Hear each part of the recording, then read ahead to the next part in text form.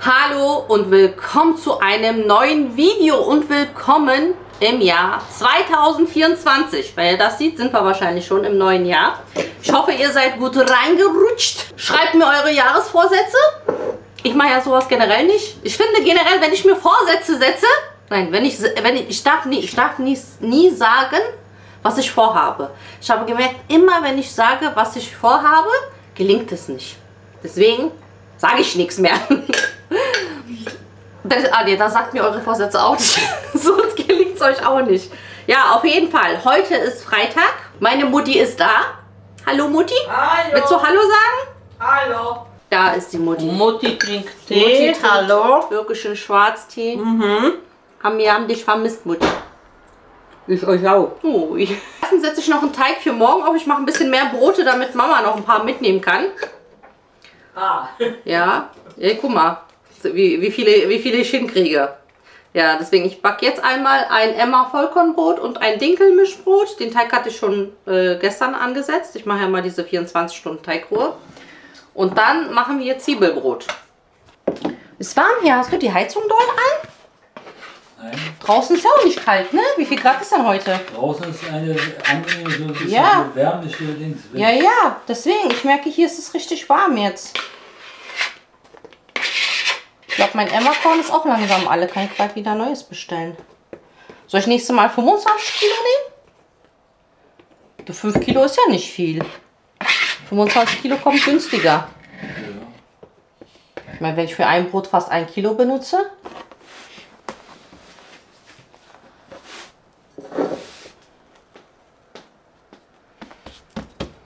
Willkommen in Roxanas Backstube. Wir backen heute gemeinsam ein Brot. Na? Guck, Bernd, das geht so schnell, so einfach. Selbst du könntest ein Brot backen. Siehst Ja, du? mir reicht es, wenn ich esse. Geh und lerne. Ja. Du hast Futter, hast geklappt und du hast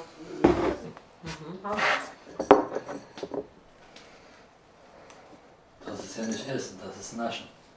Weiß Mama, ne, dass wenn man was Süßes essen will, dann ist es am besten direkt nach dem Essen das zu essen. Weißt du, ne? Ja, weil du hast ja sowieso gegessen und dein Blutzuckerspiegel geht ja nach oben. Dann macht dieser zusätzliche Zuckerkonsum nicht mehr so viel aus, als wenn du hast gegessen, dein Blutzuckerspiegel geht wieder ein bisschen runter und dann isst du wieder Zucker, der dir das dann richtig nach oben wieder schießt. Das ist nicht gut. Deswegen, Jetzt ist es zu spät, das wolltest du mir sagen.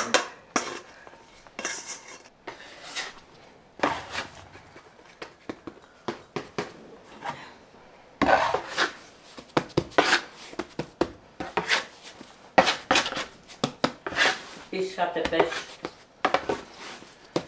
du hattest Pech. Dadurch, dass wir waren Roxana, du kennst ja gesehen. Achso.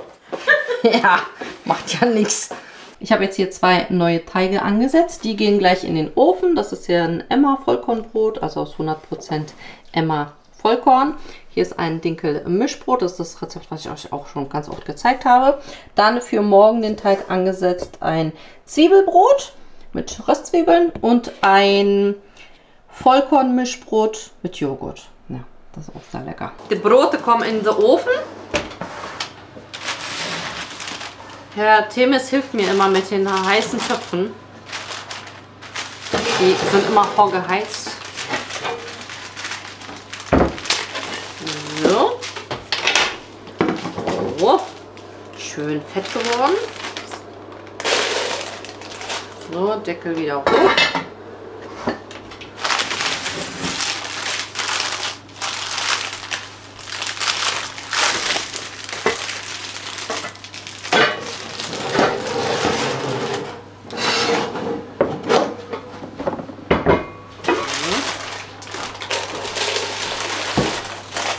Hier schneide ich ein bisschen ein, warte.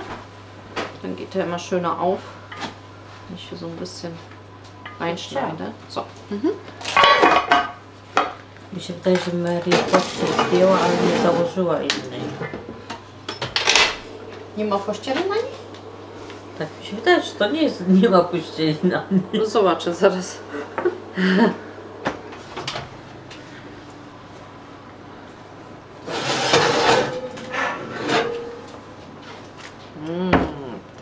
richtig schön. Soll ich schon gleich aufgegangen. rausnehmen? Ja, mit Handschuhe ist besser.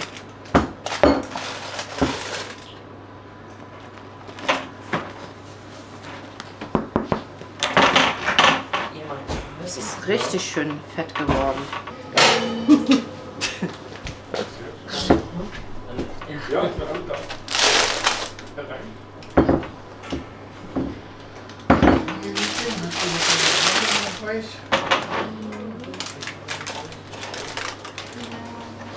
Einmal Emma Vollkorn, einmal Dinkelmisch. Richtig schön dick aufgegangen. Kross. Super fresh. Duftend. Lecker. Morgen Brot zum Frühstück.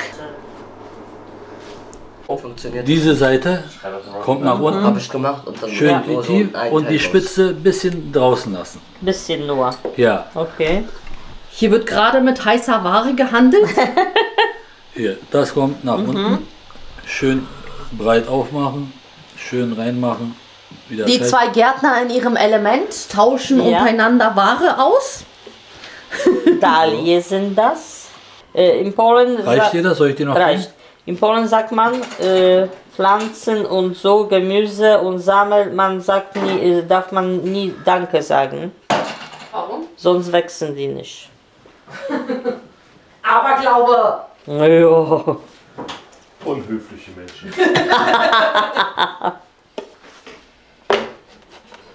Guck mal. Çanakkale.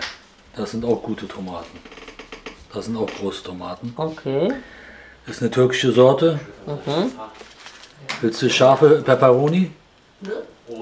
Ja, habe ich auch schon ein bisschen gedacht zu machen und dann kann man die später irgendwie trocknen lassen und als Ja. Gewürze benutzen. Ja, Ne? ja.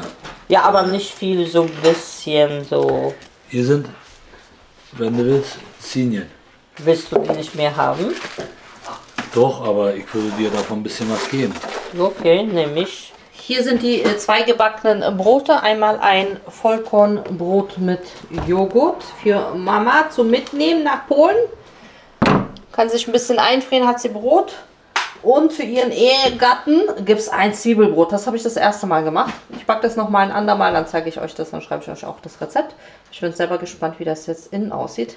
Wir schneiden das mit der Brotmaschine, dann kann die das so einfacher einfrieren und haben ihre Brötscheibchen.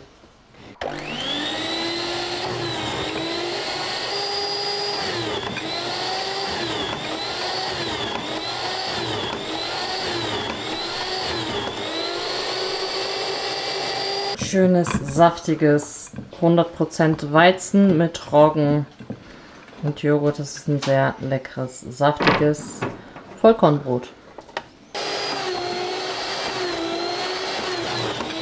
So sieht das Zwiebelbrot aus. Richtig schön. Ich koche jetzt eine richtig leckere Lasagne und ich weiß nicht, ob ich euch das schon mal gezeigt habe, wie ich die so mache, was da alles reinkommt und so. Deswegen, ich nehme euch mal mit. Vor allem, ich habe heute auch selber, mache ich die Nudelplatten. Ich habe ja schon den Nudelteig gemacht. Ich habe mir nämlich extra Hartweizen auch noch gekauft. Ihr wisst ja, ich habe meine Mühle und habe mir dort den Hartweizen einmal, ja, nicht ganz so fein mahlen lassen. Ne? Normalerweise ist ja so Hartweizengrieß, also ich habe den auch so ein bisschen gröber gelassen. Also 50% Hartweizengrieß, 50% normales Weizenmehl, 550er. Eigentlich immer easy, wenn ihr Nudelteig machen wollt. Ihr nehmt einfach auf je 100 Gramm Mehl immer ein Ei. Und dann ist noch ein bisschen Olivenöl drin und Salz, mehr auch nicht, also ganz easy. Ich mache mir hier erstmal das Gemüse für die Soße klein. Ich lasse das jetzt erstmal hier im Thermomix mir klein schnippeln und zwar einmal Zwiebeln, schön viel, vor allem Knoblauch, Karotten und Sellerie. Das wird schön angeschwitzt, dann kommt Hackfleisch, passierte Tomaten, aber ich zeige euch da gleich, was alles in den Topf kommt. Und dann noch eine Bechamelsoße. Ich brate als allererstes das ganze klein geschnittene Gemüse, also die Zwiebeln, den Sellerie und die Karotten und Knoblauch ist auch schon mit dabei. Erstmal schön kräftig an.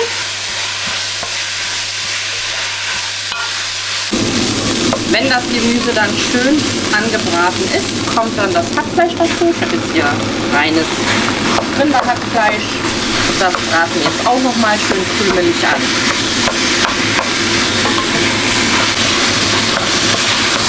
Wenn auch das Hackfleisch schön angebraten ist, geben wir ein bisschen Tomatenmark dazu.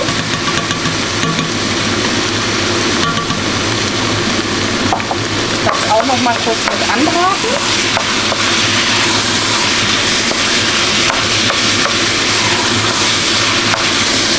Ich gebe auch jetzt schon was von meiner Gemüsepaste dazu. Ihr könnt da aber auch Gemüsebrühe oder gekörnte Gemüsebrühe nehmen. Ich habe hier mal die selbstgemachte. Auch nicht zu wenig, das ist nochmal extra Geschmack. Jetzt gießen wir das Ganze mit passierten Tomaten auf. Im Sommer mache ich das natürlich immer aus frischen Tomaten. Am besten auch noch die eigenen. Die nehmen wir jetzt einfach passierte Tomate. Ihr könnt auch noch ein paar gestückelte Tomaten mit dazu geben. Ich mache das auch ganz oft, so ein Mix aus gestückelten und passierten. Schmeckt auch ganz lecker. Jetzt würze mir das Ganze natürlich mit etwas Salz, Pfeffer. Ich mache gerne ein bisschen Schärfe mit rein. Schmeckt immer ganz gut. Und dann Basilikum und Oregano. Ich weiß nicht, ob jetzt klassisch, ich mache mal nach meiner Dings, ne, nur Basilikum reinkommt. Wenn ich Frisches habe, tue ich sehr gerne Frisches mit rein.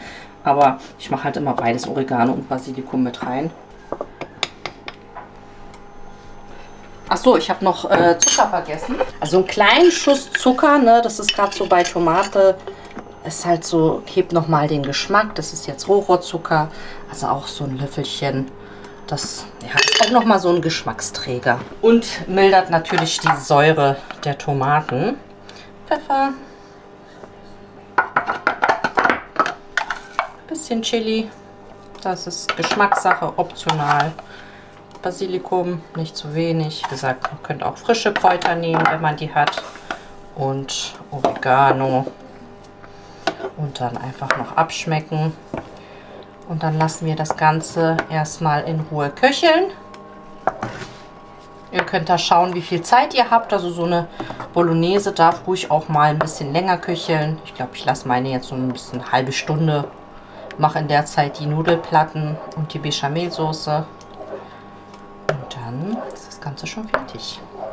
Hier ist der Nudelteig. Ich habe schon so portioniert, damit ich immer so nicht zu viel Teig jetzt in die Maschine gebe. Das Gute ist bei den selbstgemachten Lasagneplatten, ich schneide die mir schon so auf mein Blech zu, dass die genau da reinpassen. Das ist ganz praktisch. Das mache ich gleich mit der anderen Form, weil ich mache ja 2 Auflaufformen. Für uns reicht leider keine eine. Wir müssen immer 2 Lasagnen machen. Immer noch sehr lauten Maschinen.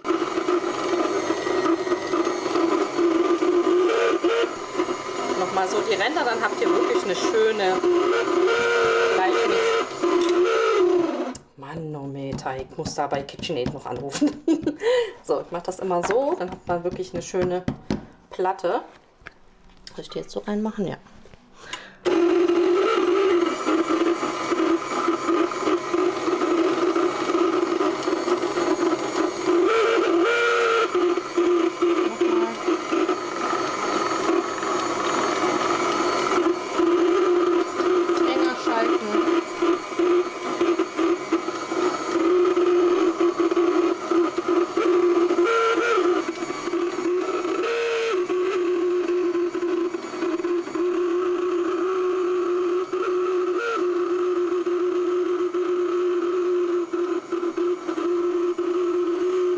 Ich lasse das auch immer bis Stufe 2, also nicht ganz so dünn. Ne? Lasagneplatten sind ja jetzt nicht so hauchdünn. Und jetzt habe ich hier meine Länge, auf die ich das Ganze zuschneide.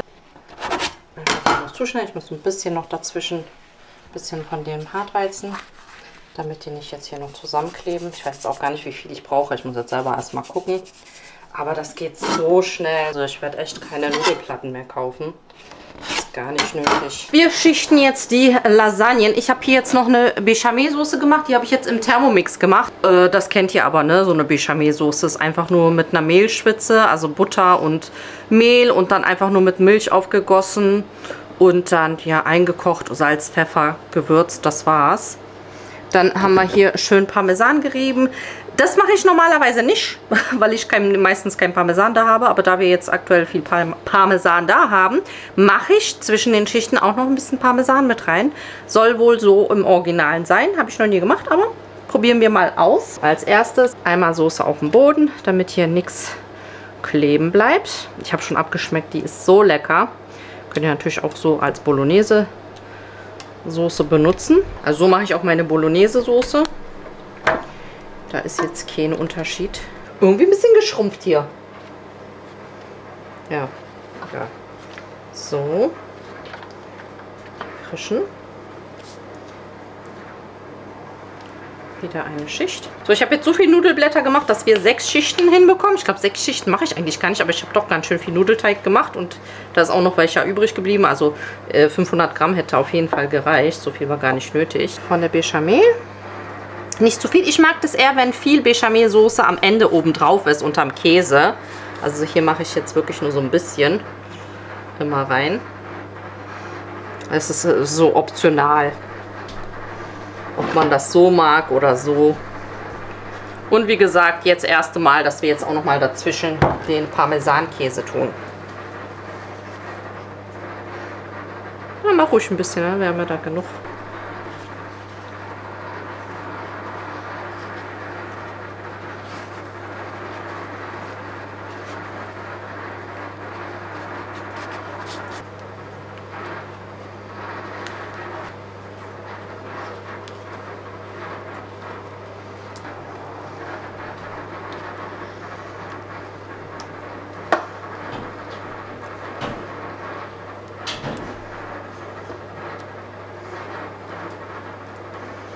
Jetzt die letzte Schicht. Jetzt kommt nur noch die Bechamelsoße oben drauf und Käse. Ich habe jetzt hier geriebenen Gouda. Ihr könnt aber auch Käse nehmen, den ihr wollt. Weiß nicht, ob im Original jetzt auch nur Parmesan drauf kommen würde. Das weiß ich nicht. Und dann ab in den Ofen. Das geht ja immer schnell. Die Soße ist warm, Nudelblätter sind frisch. Ich denke 20 Minuten im Ofen und dann ist das Ganze auch schon fertig. Ich mache auch direkt den Käse schon mit drauf. Ich mache das jetzt nicht so, dass ich das irgendwie später mache oder so, sondern direkt so in den Ofen.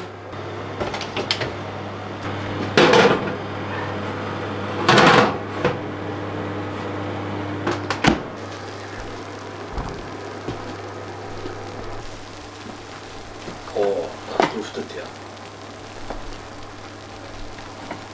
Jetzt, meine Lieben, ist wichtig, dass wir die Lasagne so 10-15 Minuten stehen lassen, bevor wir sie schneiden und verzehren. Erstens ist es sowieso richtig heiß. Zweitens ist es dann so ein bisschen kompakter, weil wenn man die so direkt anschneidet, dann läuft irgendwie alles auseinander.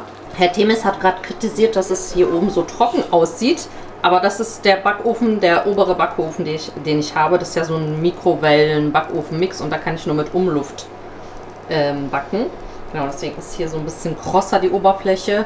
Hier ist es saftiger. Ja, aber es schmeckt trotzdem gut.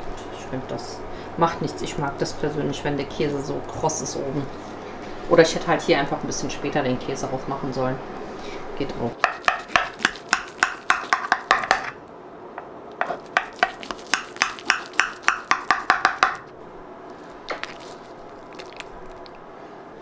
Ja.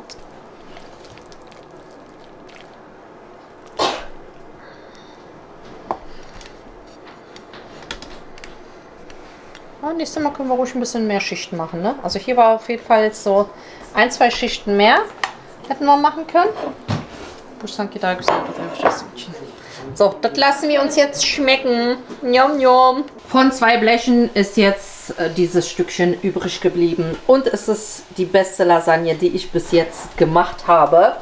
Also so werde ich die auf jeden Fall beibehalten. Das lohnt sich, die so nachzumachen.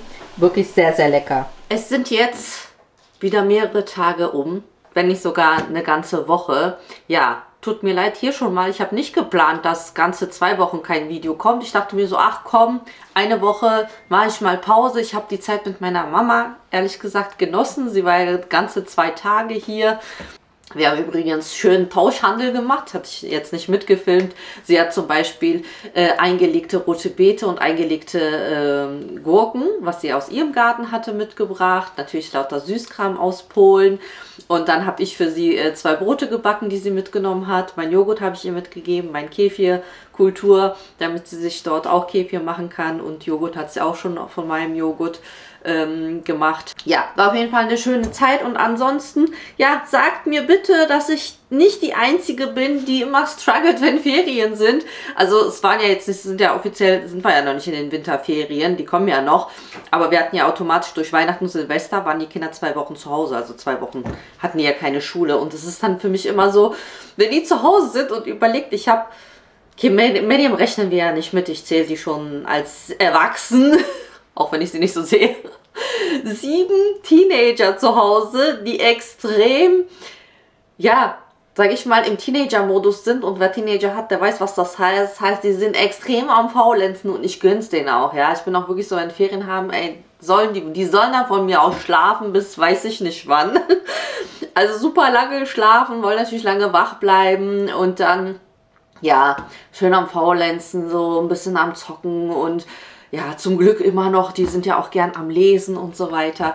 Von daher, ja, aber für mich ist es dann so, ich finde immer, wenn Ferien sind, bin ich raus aus dem Rhythmus. Also für mich ist dann der Tagesablauf komplett hinüber, ja. Ich brauche diesen Tagesablauf, die Struktur, aufzustehen morgens, die Kinder gehen zur Schule, ich fange an zu arbeiten, ich mache dies und das und so strukturiert. Wisst ihr, was ich meine? Und in den Ferien ist immer diese Struktur kaputt. Und dann falle ich auch so in diesen, sage ich mal, Faulenzer-Modus, beziehungsweise heute ist endlich die Sonne draußen. Es ist der erste Tag nach über 2 Wochen, dass die Sonne draußen ist. Es war die ganze Zeit regnerisch, trüb und dunkel.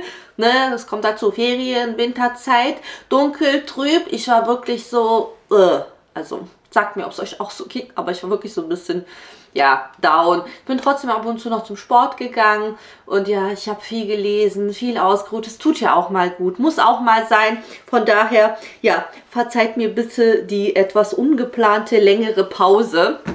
Aber was ich auf jeden Fall jetzt die nächsten Wochen für euch machen werde, deswegen aktiviert bitte gerne die Benachrichtigungsglocke, weil manchmal kommt am Sonntag ein Video, manchmal dann doch eher vielleicht am Mittwoch wie jetzt oder zum Beispiel auch nochmal ein extra Video, das habe ich nämlich vor, die nächsten Wochen euch nochmal ein extra Video unter der Rubrik Rezepte von den Broten hochzuladen, weil ich merke, da sind immer sehr, sehr viele Fragen und ehrlich gesagt, ich packe das ja immer in die Vlogs rein, hier und da.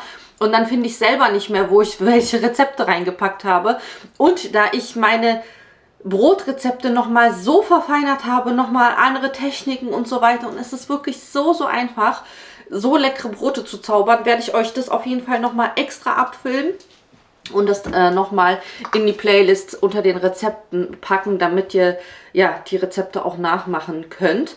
Also auf jeden Fall da in den nächsten Wochen, ich zeige euch da auch auf jeden Fall das Zwiebelbrot und so, was ihr gesehen habt, werde ich euch alles hochladen. Ansonsten schreibt mir bitte in die Kommentare, was ihr sonst euch gerne wünscht, was ihr sehen wollt von mir, von uns. Sagt immer Bescheid, weil manchmal sprieße ich so vor Ideen und was ich so gerne für euch filmen möchte und manchmal stehe ich da und denke mir so, ja, was soll ich denn jetzt zeigen? Das ist ja immer das Gleiche bei mir. So, wisst ihr, ich bin hier, ich mache jeden Tag mache ich meinen Käfig, ich backe jeden zweiten Tag 2 Brote, so ist es immer so irgendwie das Gleiche und dann denke ich mir wieder, okay, jetzt habe ich mal wieder eine Idee, was ich halt machen möchte und nehme euch da mit, so wie jetzt noch, und zwar backe ich heute das erste Mal einen Vollkornkuchen.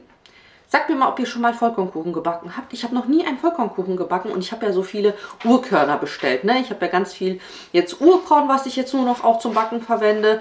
Ihr könnt es natürlich auch schon fertig gemahlen kaufen. Ich habe natürlich die Körner, ich habe die Mühle. Für mich hat sich definitiv die Investition gelohnt, wenn ihr euch das fragt. Ne? So eine Mühle, ich habe ja eine richtige Steinmühle von Mockmill, falls ihr die sucht oder danach fragt.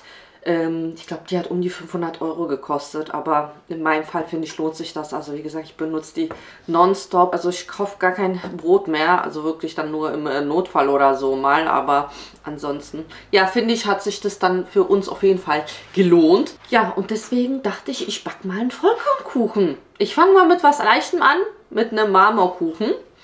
Und da bin ich mal gespannt, wie der wird. Den machen wir jetzt zusammen und dann machen wir mal den Taste-Test, ob sich das so unterscheidet von so einem gewöhnlichen, sage ich jetzt mal, Weißmehlkuchen. Ich werde da auch Einkorn benutzen. Also Einkorn ist ja auch ein Urkorn und das soll auch besonders gut sein, gerade für eben solche Kuchenteige und Süßspeisen soll das gut geeignet sein. Deswegen, wir werden das jetzt testen. So, das sind jetzt die Zutaten für den Vollkorn-Marmorkuchen. Und zwar habe ich hier einmal Einkorn, nein, Tofu.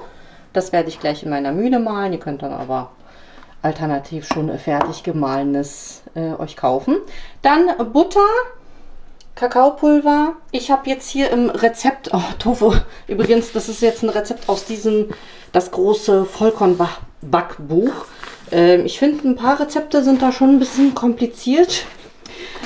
Ich habe jetzt hier, das eine, was ich umgewandelt habe, ist unter anderem, dass hier 250 Gramm Honig rein sollen. Also da sind alle Rezepte eigentlich mit Honig, aber ich finde 250 Gramm Honig schon sehr viel. Vor allem so guter Honig ist ja auch nicht günstig, deswegen habe ich jetzt Hälfte gemacht, also 125 Gramm Honig und 125 Gramm Rohrohrzucker.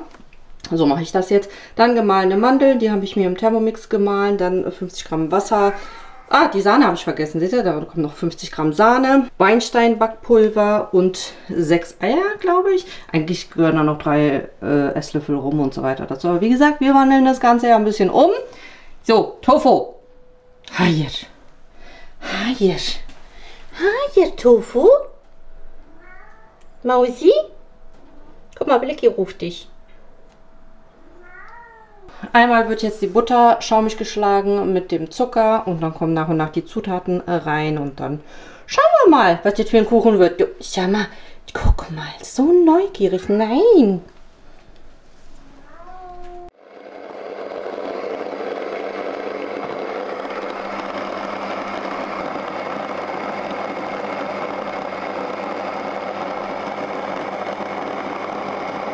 Als erstes rühren wir die Butter mit dem Zucker und dem Honig schön schaumig. Eigentlich so, wie man das von auch normalen Kuchen kennt, ne? Einfach jetzt schön schaumig rühren, dann die Eier nach und nach dazugeben. Die trockenen Zutaten mische ich jetzt erstmal unters Mehl. Und dann ja, kommt die Hälfte vom Teig schon mal in die Backform und in die andere Hälfte tun wir dann noch den Kakaopulver mit dazu. Und das war es eigentlich auch schon. Also ist jetzt nichts Kompliziertes, ne? Also das kennt man ja auch. Ich bin halt wirklich so auf diesen Geschmack. Das interessiert mich so, weil man kennt das ja. Meine Mutter zum Beispiel hat letztens Kuchen gebacken und sie hatte aus Versehen, hatte halt Mehl gekauft, so Vollkornmehl und dachte sich, oh, ich brauche mal einfach mit dem Vollkornmehl einen Kuchen. Und der war halt richtig, ja, platt, meinte sie, und der war gar nichts geworden. Deswegen, ja, Vollkornmehl ist halt schwer, ne? Ist halt schwerer. Ich meine, hier sind jetzt 20 Gramm Weinstein-Backpulver. Ich weiß nicht, ob das... Ist ja auch ein bisschen viel Backpulver, ne?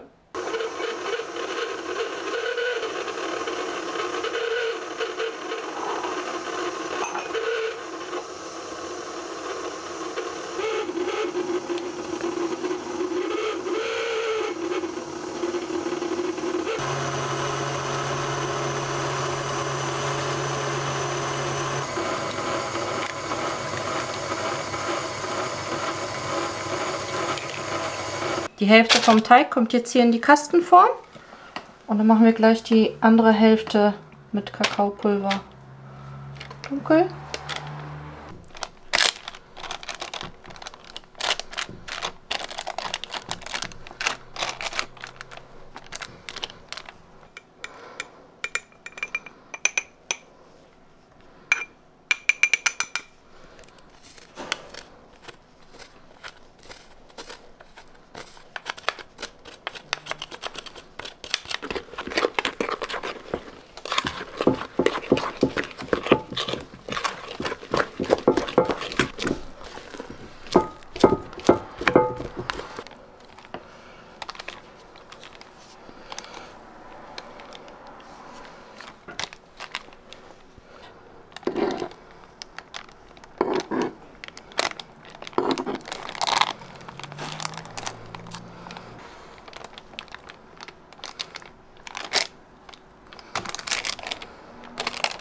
Jetzt wird das Ganze 50 bis 60 Minuten gebacken.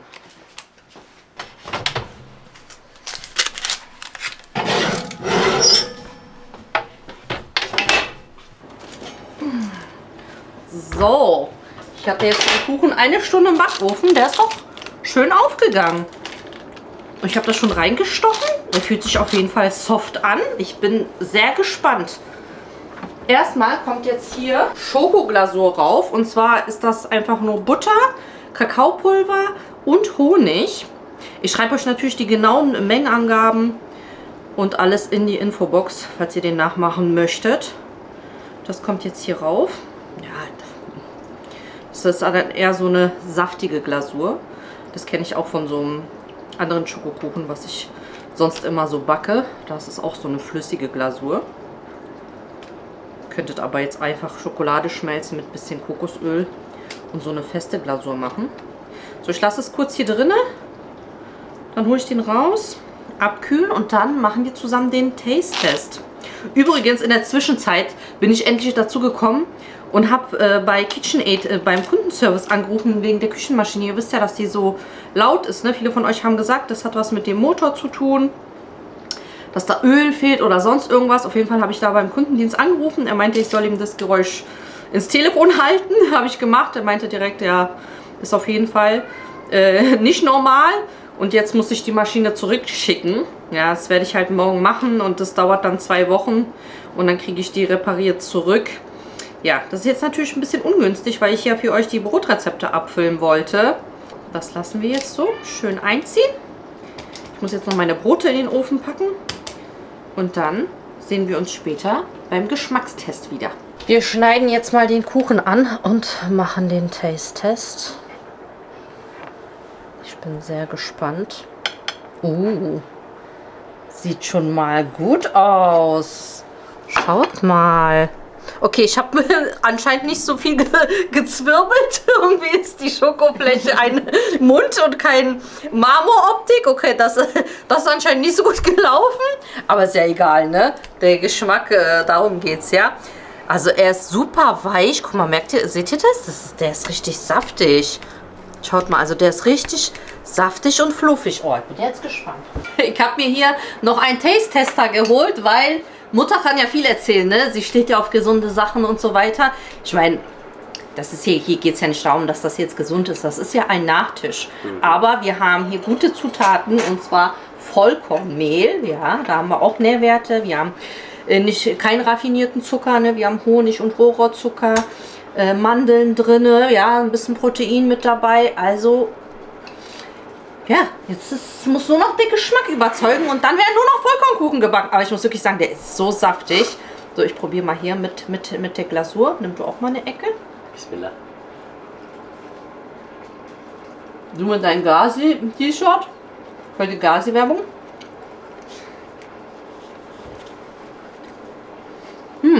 Wisst ihr, woran der mich erinnert? Der erinnert mich an einen Grießkuchen. Ne? Der ist so saft.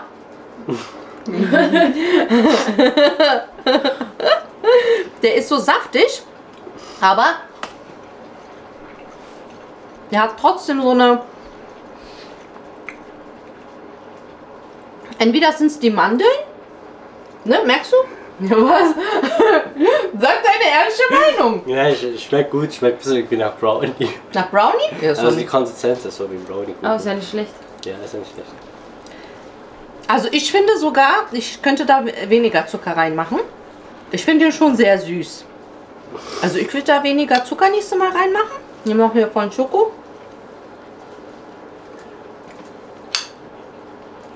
Also wirklich. Schmeckt aber gut. Also ich finde den mega. Warte, ich muss noch mal probieren. Vielleicht kannst du Ding nicht. Jetzt der größte Kritiker. Gehen wir mal rüber. Ihr könnt es auf meiner Gabel essen. Größte Kritiker ist mein Mann. Der mag ja gerne ungesunde Sachen. Also probier du mal und sag mir deine ehrliche Meinung. Ehrliche Meinung. Kriegst du so? Ich esse. Nee, du holst doch immer, er kauft gerne so einen Marmorkuchen vom Bäcker mit Schokoglasur. Ja, aber da ist die Glasur immer fest. Deswegen hatte ich überlegt, ob ich diese Glasur mache oder die feste Glasur. Und, was sagst du? Das schmeckt ja richtig fantastisch. Ja, ne? Seht ihr? Gut? Das ist doch richtig gut. Ja? Sag du, der ist gut. Was hat der Dings hier auszusetzen? Der hat nichts auszusetzen. Ich glaube, ihm war nur es peinlich, Dings Review zu geben. Ja, saftig, richtig, ja? Ah, nein, guck mal, das war nur der Ende. Hier ist es jetzt. Nee, schaut mal, sieht man das? Mhm. Ja, hier, das hat geklappt. Also nee, das war nur das Anfang, der erste Teil. Ich glaube, es ist aber immer so. Ja, weil da stimmt bei den Ende und Anfang, da bin ich ja nicht so mit der Gabel rein. Also, ich bin begeistert, positiv überrascht. Hätte ich nicht gedacht, dass das so gut funktioniert. Ich werde auf jeden Fall das Einkorn jetzt öfters für andere Süßspeisen ersetzen, also für andere Kuchen oder Muffins. Genau, also das klappt auf jeden Fall gut. Da werde ich das Einkorn jetzt öfters so benutzen. Bin ich happy. Freut mich, dass es jetzt jedem geschmeckt hat. Sagt mir mal Bescheid, ob ihr regelmäßig Kuchen und Süßspeisen mit Vollkorn backt. Falls ihr da noch gute Rezepte kennt, dann sagt mir gerne Bescheid. Ich hoffe auf jeden Fall, ihr hattet einen guten Start ins neue Jahr und wünsche euch natürlich viel, viel Gesundheit und dass eure Projekte, Wünsche und so weiter, was ihr euch für dieses Jahr vorgenommen habt, in Erfüllung gehen. Ich hoffe, das Video hat euch gefallen und ihr lasst ihm einen Daumen nach oben da und abonniert den Kanal, falls ihr das noch nicht gemacht habt, denn ich habe heute wieder reingeschaut, dass ich glaube 63%, die die Videos hier gucken, gar nicht den Kanal abonniert haben. Also bitte, so geht das nicht. Bitte ein Abo dalassen, würde ich mich freuen. Schreibt bitte eure Videowünsche, Ideen und so weiter auch immer in die Kommentare. Und ich hoffe, wir sehen uns beim nächsten Video wieder. Bis bald!